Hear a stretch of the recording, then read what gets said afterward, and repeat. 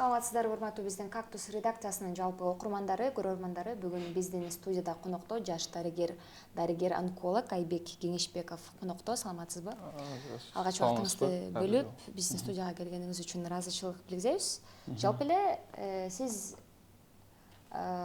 менин билишимче социалдык тармактарда Айбек Кеңешбеков баягы адамдардын бетиндеги тактар менен, сепкилдер менен күрөшүп жүргөн жаш дарыгер катары белгилүү.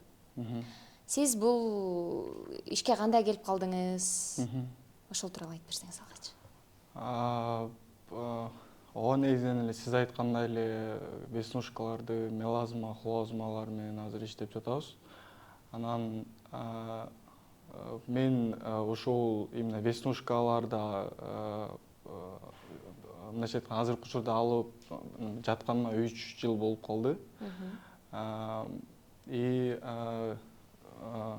Мындайча айтканда негизи биздин өзүбүздүн узкая специальность боюнча биз хирургияда жүрөбүз азыр, онкологияда.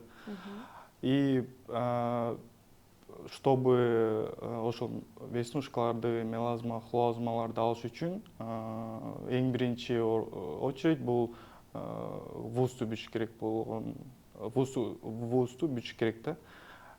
И все врачи, да, они мындайча айтканда веснушкаларды ала алат. Анан кийин менин именно веснушкаларды алып иштеп атканыма дагы бирден бир себеп бул мындайча айтканда вузда окуп өзүмдүн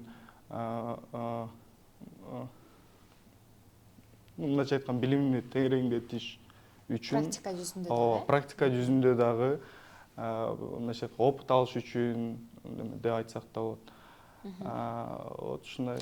Негизи биздин коомчулукта баягы ушу беттеги айымдардын жүзүнө болобу деги эле ушундай так, сепкил маселесине дерматологдор, косметологдор аралашып жүрөт да. Ооба. А сиз жогоруда ар бир эле дарыгер бул нерсе менен алектенсе болот деп жатасыз. Ооба. Сизге 3 жылдан бери иштеп атам дедиңиз, кайрылгандар көппү? Ооба, көп. Аябай. Анткени дегенде негизинен мисалы Япония мамлекетин ала турган болсок, ал Японияда или Франция мамлекеттеринде, Европада, мисалы США-да 100 жыл мурда эле ошол эле SPF-терди колдонушуп, ошол эле активдүү өздөрүнүн мындайча айтканда защита кылышып, и соответственно веснушкалар, мелазма, хлозмалар аларда жок болчу да.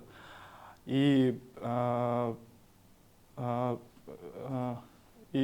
соответственно мисалы бүгүнкү учурда мисалы Ош шаарын алсакпы, Бишкек шаарында аябай эле аз да специалисттер именно лазер менен иштегендер.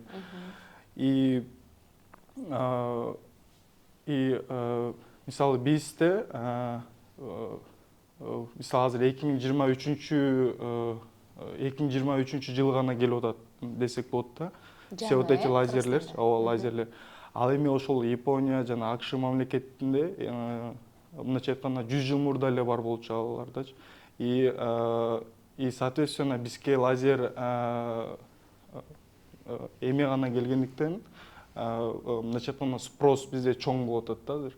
И соответственно у всех людей, мисалы ушул убакка чейин у многих людей есть и были веснушки, мелазма и хлозмы. И вот ошондой. И мындайча айтканда бүгүнкү күнү биздин жумушка спрос да көп, убактарыбыз да аз болуп атат. И мындайча айтканда иш азыр мындайча айтканда кычап турган маалы десек болот. Жакшы. Негизи эле косметологдор, баягы дерматологдор беттеги көйгөй менен алектенсе, негизи эле айтып келишет да, бул сепкилди кандайдыр бир жакшы бир орусча айтканда уходовый косметикалар деп коебуз го. Ошол бетке кам көрүүчү косметикалар менен тазартса болот деген. А сиздин баракчаңыздан карасам, сиз толук жүздөгү сепкилдерди андай каражаттар менен кетирүүгө болбойт деп айткан экенсиз да. Анын себебин түшүндүрсөңүз. Негизи мындай, есть много заболеваний, да, оорулар аябай эле көп. Анан мисалы оорулар өз ичинен мындайча айтканда эки түргө бөлүнөт. Бири ошо биз мындайча айтканда тукум кубут, биринчи түрү. Ал эми экинчи түрү болсо в процессе жизнедеятельности пайда болгон оорулар. Ал эми мисалы сиз айткандай эле веснушкалар бул мисалы атадан бери эле ушундай ооруларда. Ал эми бүгүнкү күнгө чейин окумуштуулардын изилдөөлөрү боюнча бүгүнкү күнгө чейин эч бир, в том числе ооруларды дагы, и в том числе веснушкаларды дагы раз и навсегда алып салганга мүмкүн эмес. Анткени дегенде тукум мындайча айтканда бериле берет да. Атадан балага кан аркылуу. Ооба, атадан балага кан аркылуу берилет. И соответственно, если оорулар или же мисалы бир определенные патологические состояния, если человек заболел в процессе жизнедеятельности, можно излечить раз и навсегда. И, соответственно, веснушкалар мисалы атадан өтүп жаткан болсо, биз аны ала албайбыз. Эч кандай азыр бул Японияда да жок андай нерсе, и АКШ өлкөлөрүндө дагы андай мындайча айтканда лечение ойлонуп табыла элек. Но бирок азыр биз мисалы веснушкаларды биз алып атканда, я всем говорю, да, то есть если вы не будете ухаживать, да, мисалы сиз айткандай эле жана солнцезащитный кремдерди коюп, ошентип жүрбөсөңүз, кайра эле чыгат. Ооба. Если ухода нет, соответственно, результат да жок болуп калат.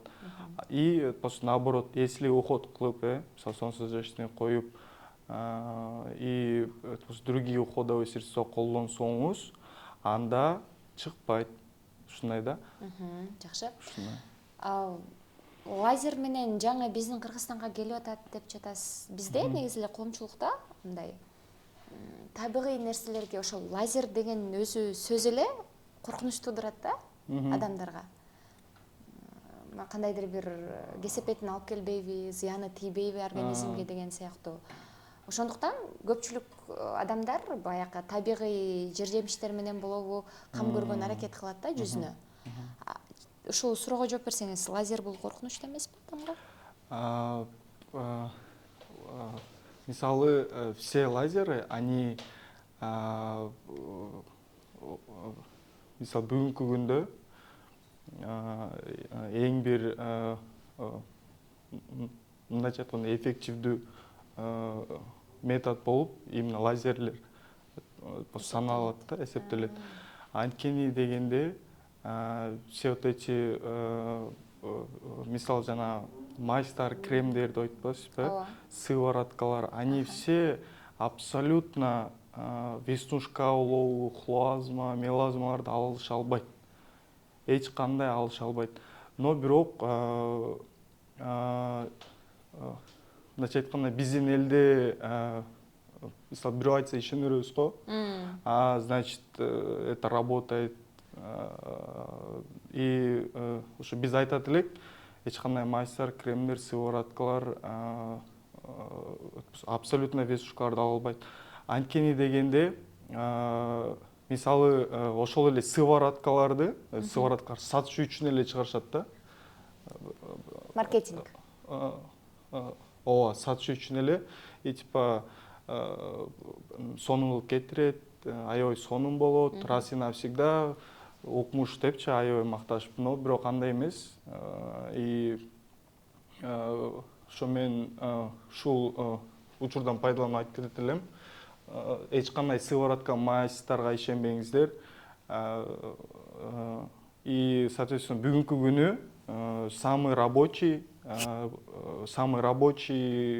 мындайча айткан болуп саналган метод бул лазер.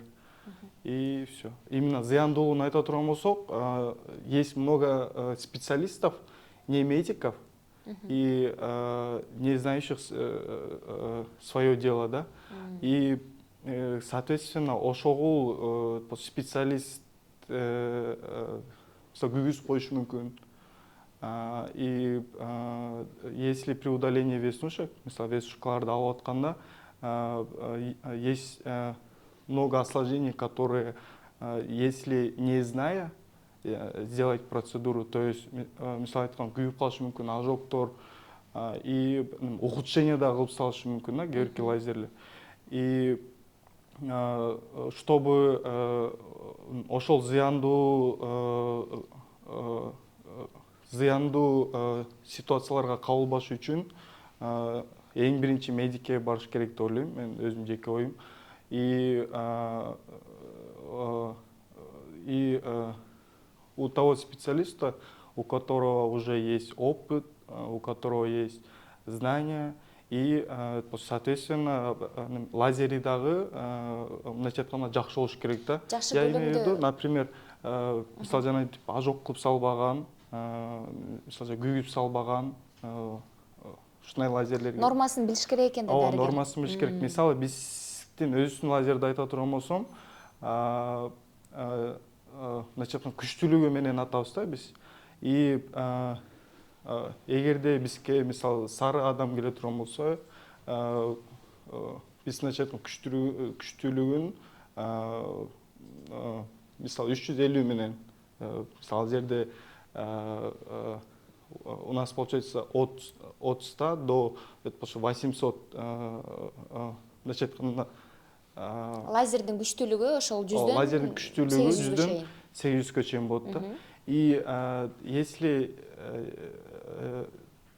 ошол эле лазер менен иштегенди билбесе адам, например, сары адам келсе, аны 100 менен атып сала турган болсо, или 800 менен атып сала турган болсо, то, естественно, ожог болот, күйүп кетет. Анан мисалы сары адамга өзүнчө, мисалы күч менен атуу керек, и, соответственно, ак адамдыкы өзүнчө, мисалы диапазондор менен.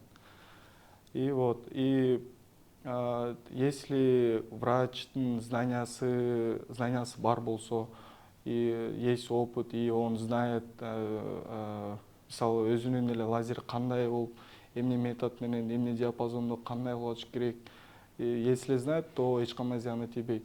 И наоборот, если знаниясы жок болуп, мындайча айтканда, өзү есть много специалистов, не медиков, которые, мындайча айтканда, строенияны даже билбейт да, кожанычы. И вот, и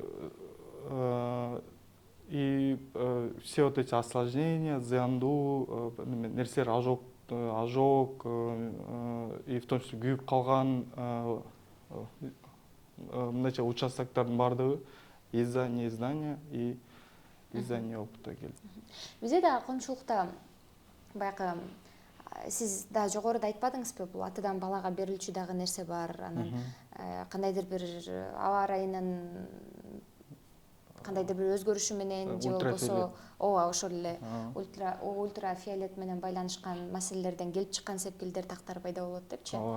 Анан бизде коомчулукта дагы баягы ички организмиң дени сак болбосо, ишиңде көйгөй болсо, баягы бетиңе чыгат деген маселе бар да.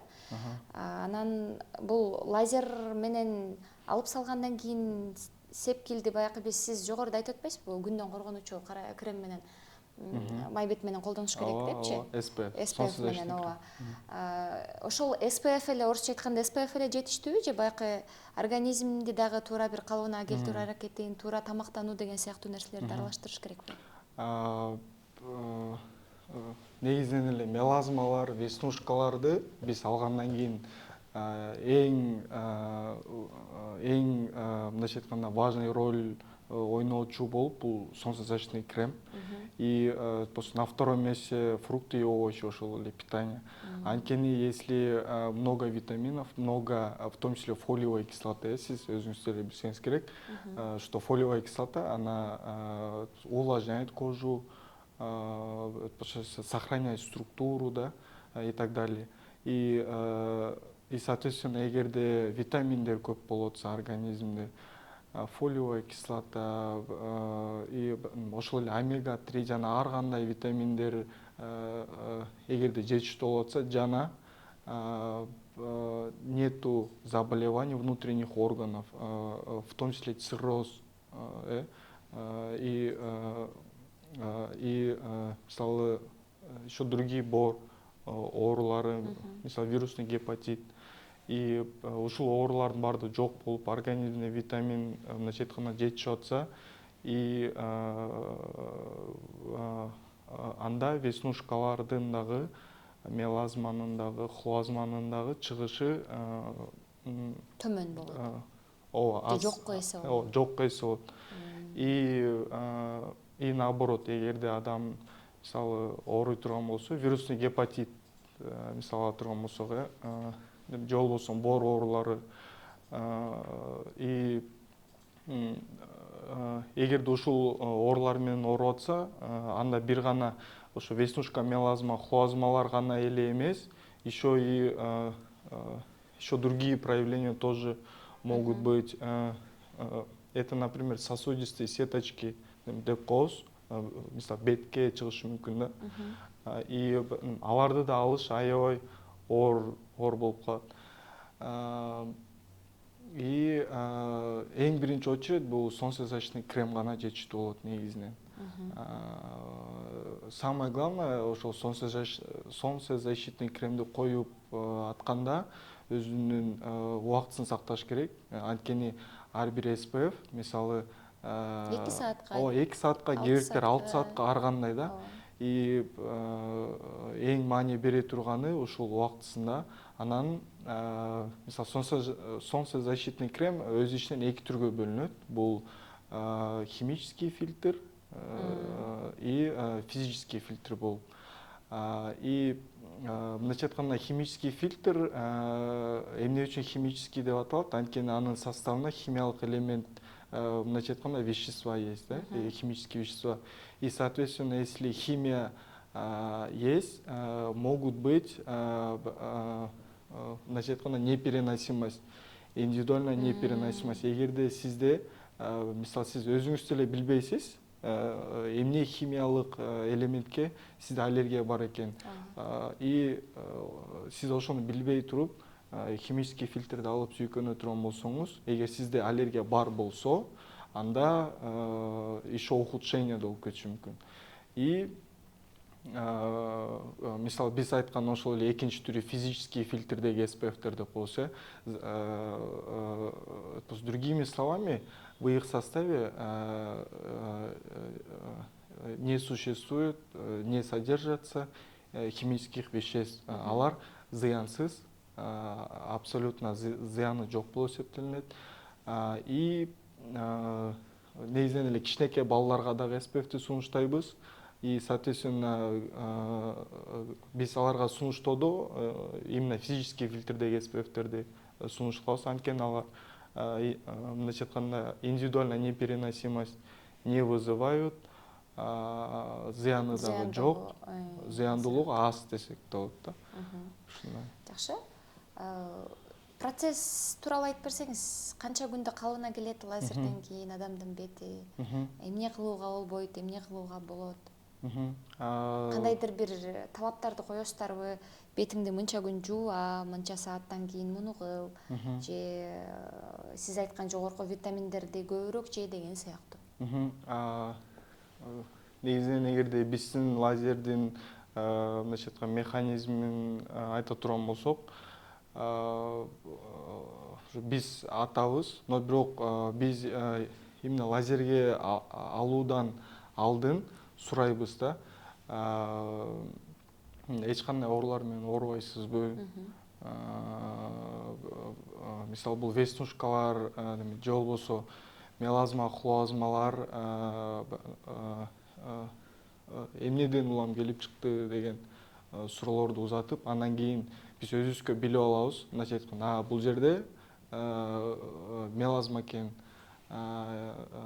либо хлоазма, либо веснушка деп. И, соответственно, исходя из этого, мы удаляем. И андан кийин негизинен биз эгерде веснушканы ала турган болсок ошол эле күнү процедура мисалы бүткөндөн кийин сразу мындайча айтканда незначительные припухлости бир аз шишитпейт. ооба бир аз шишиши мүмкүн. И ошол состояние убактылуу болуп эсептелинет.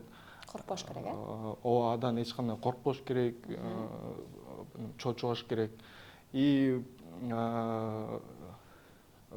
ал эми во время процедуры лазер менен атууда ысыйт ошол участоктор.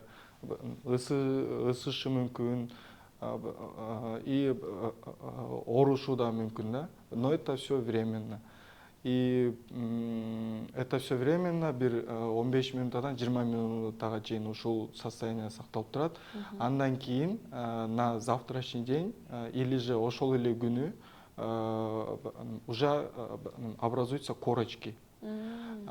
И ушул состояние бул индивидуально болот, мисалы бир адамдыкы 2 күн турса корочка, ал эми экинчи адамдыкы 10 күндөн 12 күнгө чейин болуп да кетиши мүмкүн, да.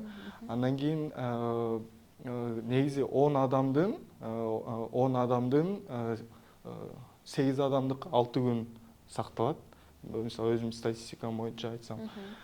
И соответственно биз эскертип айтабыз, что эң биринчи 6 күнү эч кандай суу тийгизбейсиз, в том числе макияж, ну, мындайча айтканда все виды жидкости мы исключаем, и өзүңүз да сыйрабайсыз деп айтабыз да, корочкаларды сыйрганга болбойт, ооба, өзү түшөт. Вот. Андан кийин мындайча айтканда 6 күн өтөт. 6 күндөн кийин все спадут корочки, и соответственно ошол 6-чы күнү жууган болот. Именно 6-чы күнү жуулуш керек. Анан жуулгандан кийин все корочки спадают, и жыйынтыгы уже мындайча айтканда көрүнөт ошол күнү. Андан кийин мы советуем солнцезащитный. Анткени солнцезащитныйды ошол 6 күндөн кийин Колдонуп башташ керек, э? Ооба, колдонуп баштайсыз деп айтабыз. И мисалы солнцезащитныйды дагы биз айтып атканда именно физический фильтрди айтабыз. Анткени зыяндуулугу азыраак болот, и соответственно мисалы биз айтпадык, SPF-тин убактылары бар депчи. Именно физический фильтрдеги SPF-тердин ультрафиолет нурларынан коргоо убактысы дагы мындайча айтканда жогору, мындайча айтканда узунураак болот да. 6-8 саатка чейин кетип берет. Ооба. Ал эми химический бул 2 саат, 3 саат. Ушундай. Жакшы. Бир эле жолу барыш керекпи сиз лазерге? Эки этаптары кандай? Бир процедура менен эле жоголчу нерсе? Ошо биз дагы азыр алууда. Мисалы өзүмдүн байкоом боюнча айтсам, это зависит от следующих факторов, то есть эң биринчи эле возраст веснушек. Эгерде веснушка, например, канчалык улуу болгон сайын, мисалы веснушканын возрасты, естественно, аны алыш дагы оорураак болот экен, да. Биз мисалга турган болсок, мисалы 60 жаштагы эже келип, и 20 жаштагы адам келе турган болсо, естественно, 60 жаштагы эженин веснушкасын экинчи процедура менен алышыбыз мүмкүн, да. Но бирок бул да мүмкүн экен. И наоборот болуп калышы мүмкүн экен. Мисалы, то есть 60 жаштагыныкын биз биринчи процедура менен алсак, ал эми жашыраак клиенттикин мисалы 2 процедура да керек болуп калат. Анан мындайча айтканда жеке өзүмдүн оюм боюнча буга эң биринчи эле SPF, ошол эле SPF-ти кантип колдонот, и от жизнедеятельности, например, ошол эле Бишкек менен Нарын алсак, индекс ультрафиолетового облучения в Нарыне очень высокая, туурабы? И, естественно, эгерде мисалы бизге Алматыдан да келишет, Нарындан, ар кайсы областтардан келишет да, анан биз ошону да эске алып айтабыз, эже, эгерде сиз SPF койбосоңуз, анда веснушкалар экинчи жолу да чыгып кетет. Анткени сиз мисалы Нарындансыз депчи, анткени ал жакта ультрафиолетовый индекс очень высокий, и соответственно образование веснушек усиливается, ускоряется. Ушундай болот. Жакшы. Жалпы эле бул лазерди кимдерге сунуштайсыз? Всем. Жана бааларда токтолсоңуз. Бардыгына сунуштайт элем. Анткени ошол эле сыворотка, мазь, крем дагы ар кандай азыр Алардын баасы да аябай эмес. көп. И абсолютно неэффективный. Вот мисалы бүгүнкү күндө аябай эле көп да фармкомпанияларчы. И алар үчүн естественно аллап сатыш керек болот. И на этом все дегендейчи. Анан кийин мындайча айтканда билими жок, опыты жок, анча-мынча кээ специалисттер дагы ошо сывороткаларды сунуштоодо да, алар. И лазер самый эффективный. Анан мен айтарым, ал и школьникам, и абсолютно всем советуется, жарай берет. И если школьник боло турган болсо, мындайча айтканда жашы 18ден ылдый боло турган болсо, биз ал клиенттерди обязательно ата-энеси менен чакырабыз да. Анткени дегенде бул все-таки лазерное лечение, бул мисалы өзү айткандай эле ысышы мүмкүн, оорутушу мүмкүн, атпайлы. И 18 жаштан ылдый мындайча айтканда балдарга бул мисалы ооруп атканда алар мындайча айтканда туура эмес түшүнүп Сиз койгон эрежелерди сактай коюшу мүмкүн. Сактай коюшу мүмкүн болот да. Мүмкүн. Анан биз ошондуктан ата-энелери менен чакырабыз. И абсолютно всем советуется.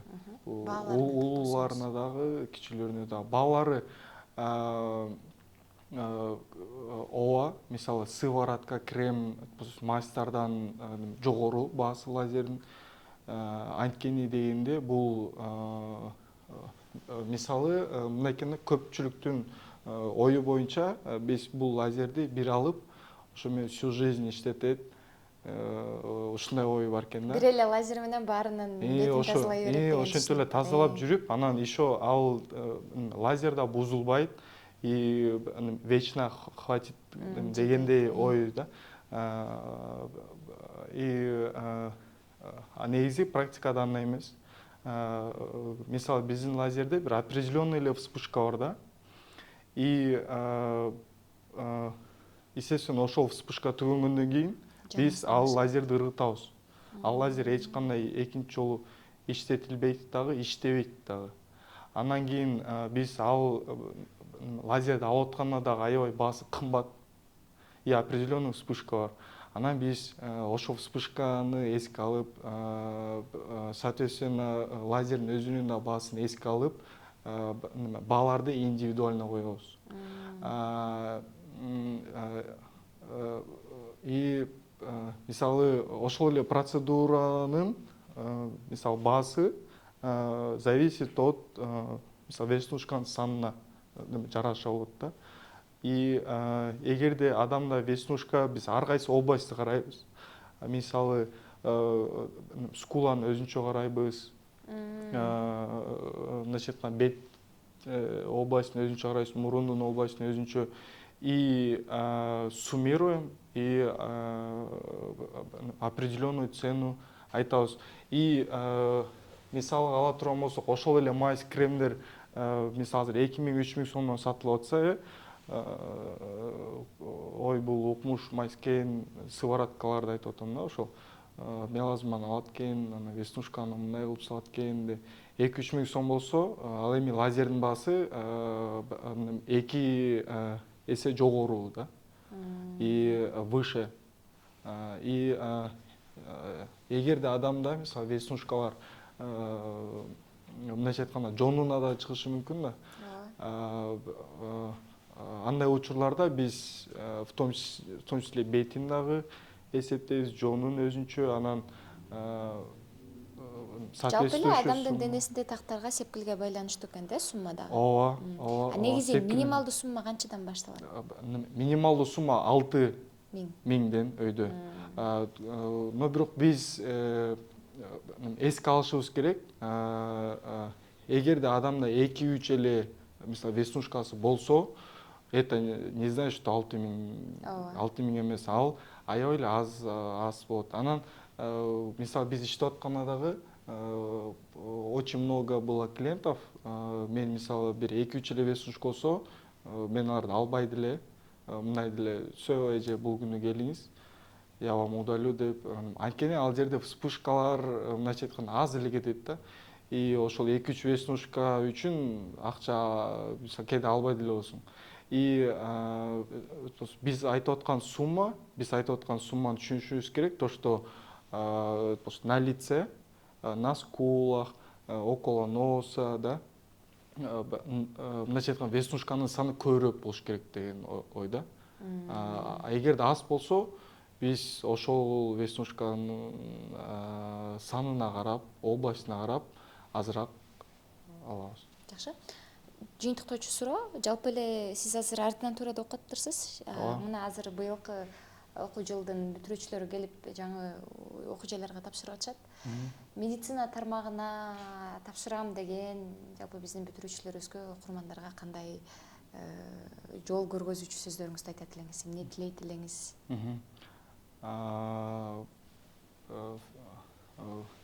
Всем абитуриентам, мисалы медиктерге эле эмес, негизинен эле бардык абитуриенттерге айтарым, бул эң башкысы ошол абитуриенттин окуган окуу жайына барууда эң биринчи өзүнүн желаниясы болуш керек деп эсептейм. Анткени если есть желание, то абсолютно все возможно. А если нету желания, например, бизде деле много студентов было, да, мисалы менин эле сокурсниктерим желаниясы жок, өздөрүнүн мисалы врач болом дегенчи. Анан 6 жыл убактыларын алып, желаниясы жок болуп, кийин, естественно, они не будут работать врачами, да. И ушу мен айтарым, эң биринчи желание, андан кийин экинчи орунда бул эмгек талкпаган. И ушул эки нерсе болсо, то ошол абитуриент,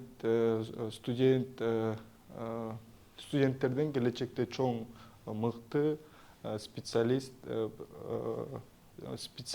мындайча айтканда Профессионалдар чыгат, ооба, өзүнүн жумушун жакшы билген адамдар чыгат.